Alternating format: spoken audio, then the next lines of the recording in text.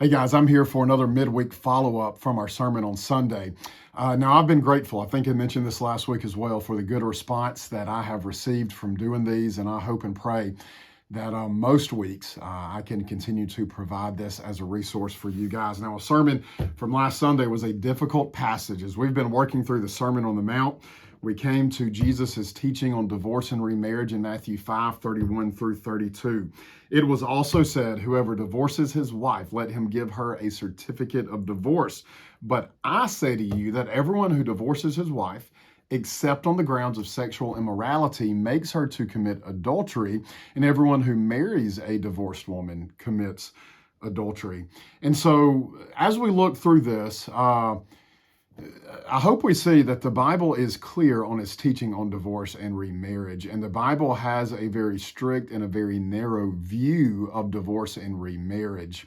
Divorce is only allowed in circumstances of unrepentant adultery, and in the case of an unbelieving spouse abandoning a believing spouse. The Bible's very clear on that. Now, the application of that can be different because the circumstances of life are not always neat and clean. They are multifaceted, they are layered. And so sometimes taking those teachings and applying them can be difficult to do, and even more so in regards to remarriage. Now, I believe that the Bible teaches that remarriage is not allowed as long as you are still bound to that divorced spouse.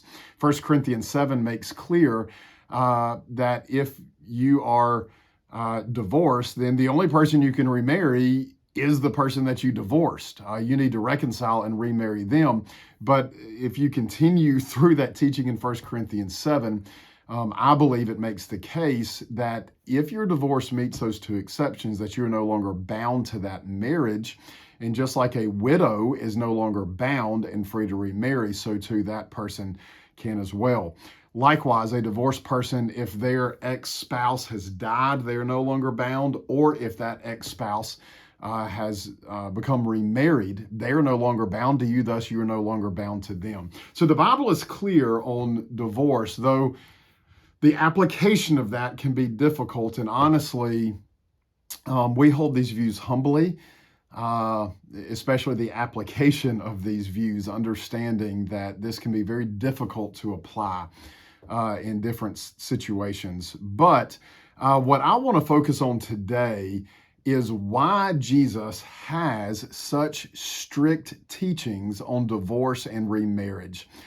And the reason being is because he has such strong views on marriage in general, which if we get those views right on marriage, then we will also get our views right on divorce.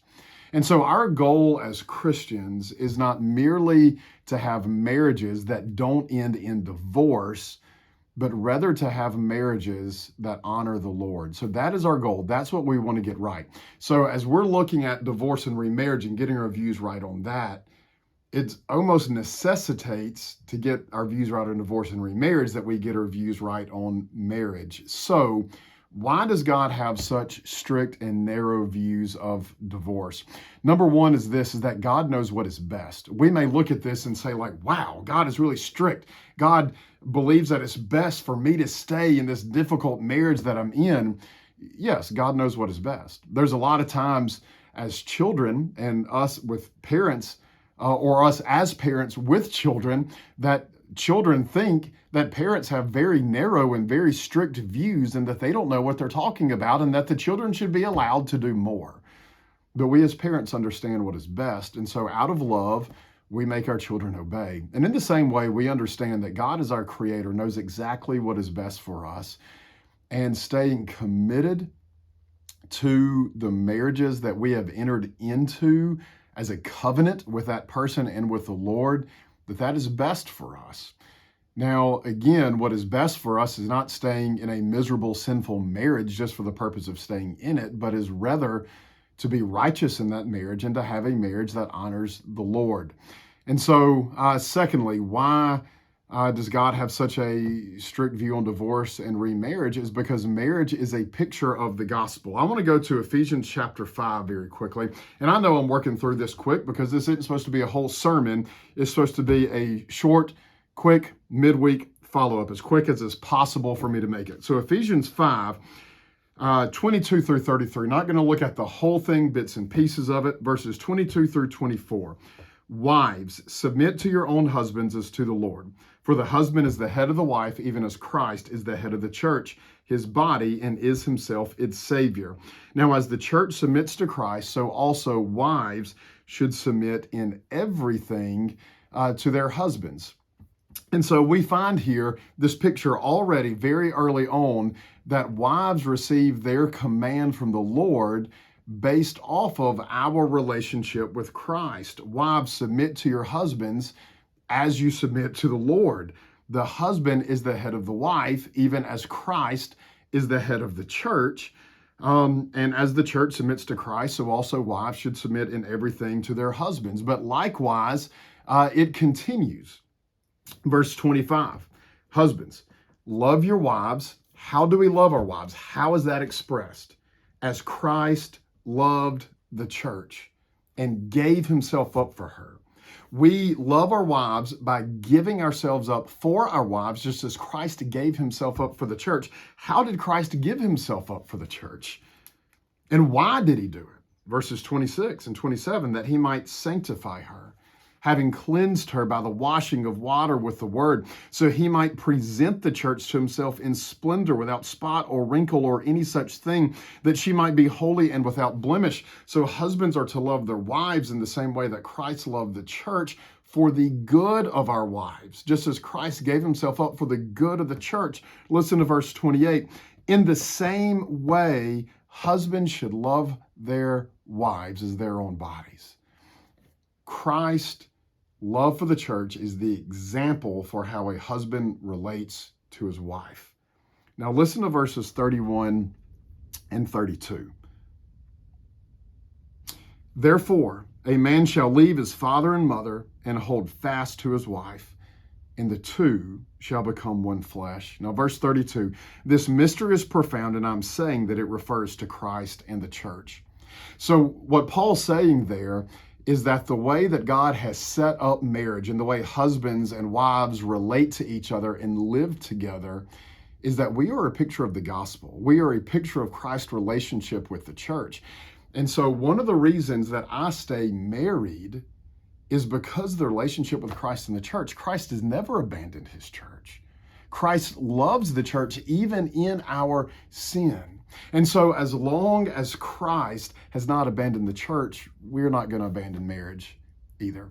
And so we have a strict view on divorce because of what our marriage pictures. Secondly, why is it strict? Or I should say third, because what God brought together, man must not separate. Okay, so we're going to look at companionship. Companionship is another purpose in marriage. As we look at Genesis 1 and 2, God looked and saw, which he knew this beforehand, it's just speaking of God in human terms, but God looked and saw that it was not good for Adam to be alone.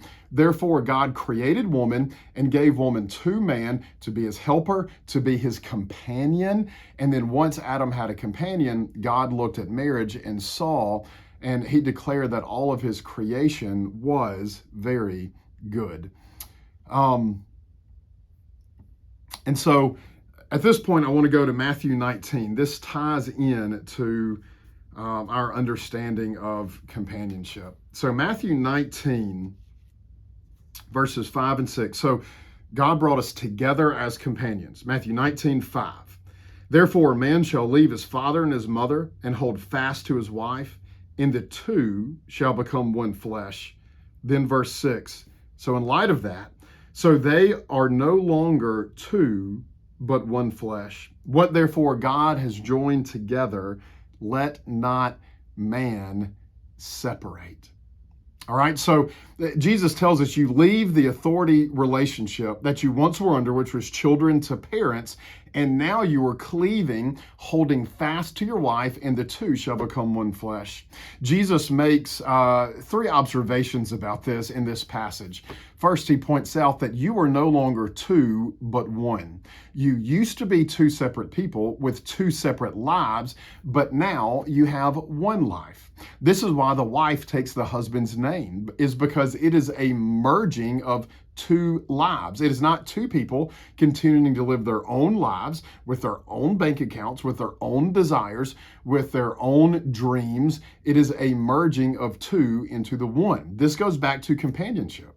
You can't be companions and live separate lives. So it's no longer two lives, it is one. It is a merging of one. Secondly, is that God has joined you together. Yes, you did make that decision. I want to marry this person. Maybe you paid for the minister and the wedding. Maybe there was an officiant who declared you married and you had to turn in a license to the state. But ultimately, God is the one who authorized that marriage, and God is the one who has united you together as companions. And then in light of that, point number 3 is that let not man separate. What God has brought together, what God has united, let not man separate. That word there for man is not the word for male, but is rather the word for human. Divine action created this. Therefore, human action cannot end it. You have no authority to come behind God and undo what he has done, to separate what God has brought together. You did not make the companionship, God did. And so in light of that, we have no reason to ever come behind God and undo what God has done.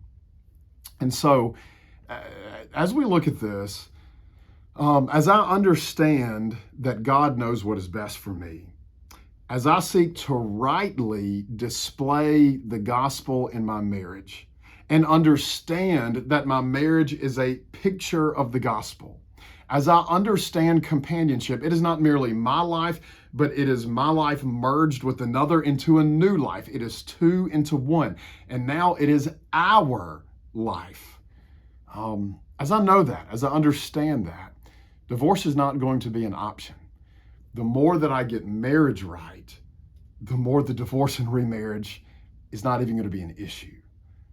Though because we live in a broken, sinful world, we're not always going to rightly emulate marriage and have marriage the right way. There's going to be sin that's there. So there are those two exceptions that are given. God gives us grace as we go through those. But my prayer as a pastor at Camellia Baptist Church is that we get marriage right and that we honor the Lord through our marriages. Guys, I love you. I'm praying for you. If there's anything y'all need, just reach out to me. God bless you.